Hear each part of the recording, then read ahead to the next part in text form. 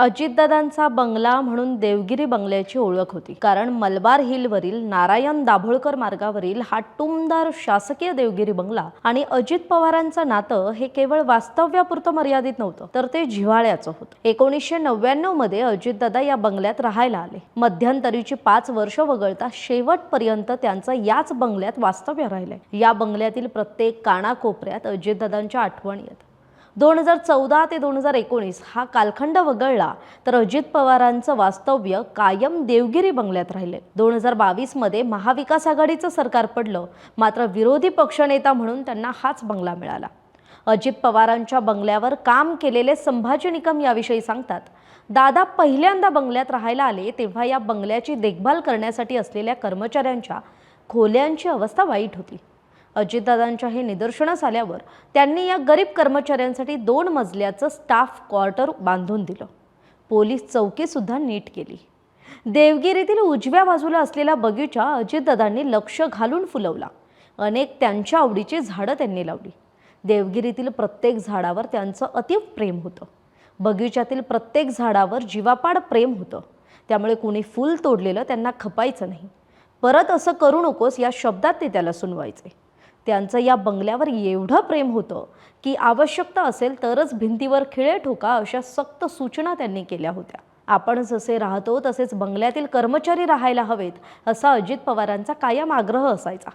दादा आमच्याशी फार बोलायचे नाहीत, मात्र आमच्यावर तसंच आम्हाला येणाऱ्या अडचणींवर त्यांचं कायम बारीक लक्ष असायचं, असं तिथले कर्मचारी सांगतात.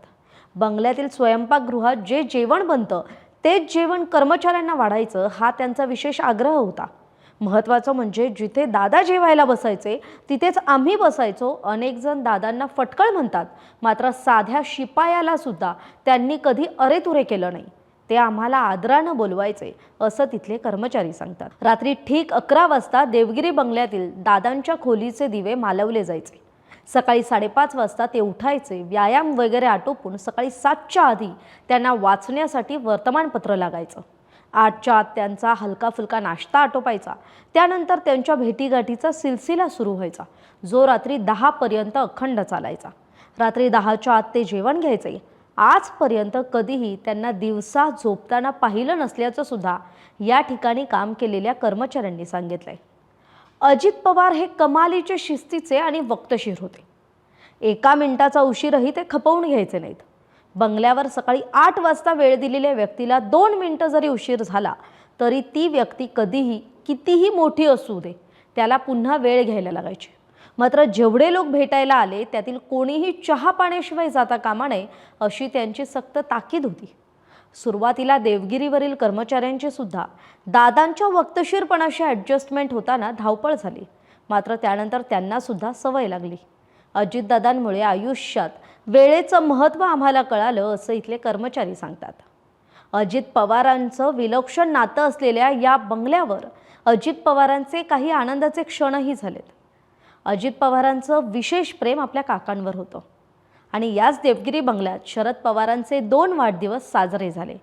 या दोन्ही क्षणाला अजितदादांच्या चेहऱ्यावरचा आनंद खूप वेगळा आणि विलक्षण होता. त्यातून त्यांचा काकांबद्दलचा आदर समजून यायचा, असं कर्मचारी म्हणतात. अशा या वक्तशीरपणा, कर्तृत्ववान, शिस्तप्रिय असलेल्या अजितदादांना सकाळ माध्यम समूहातर्फे भावपूर्ण आदरांजली. महाराष्ट्रातील सर्व बातम्यांचे विश्वासार्ह व्यासपीठ. सकाळच्या सर्व सोशल मीडिया प्लॅटफॉर्मला लाईक, फॉलो आणि सबस्क्राईब करा. तसंच सर्व नोटिफिकेशनसाठी बेल आयकॉन प्रेस करायला विसरू नका.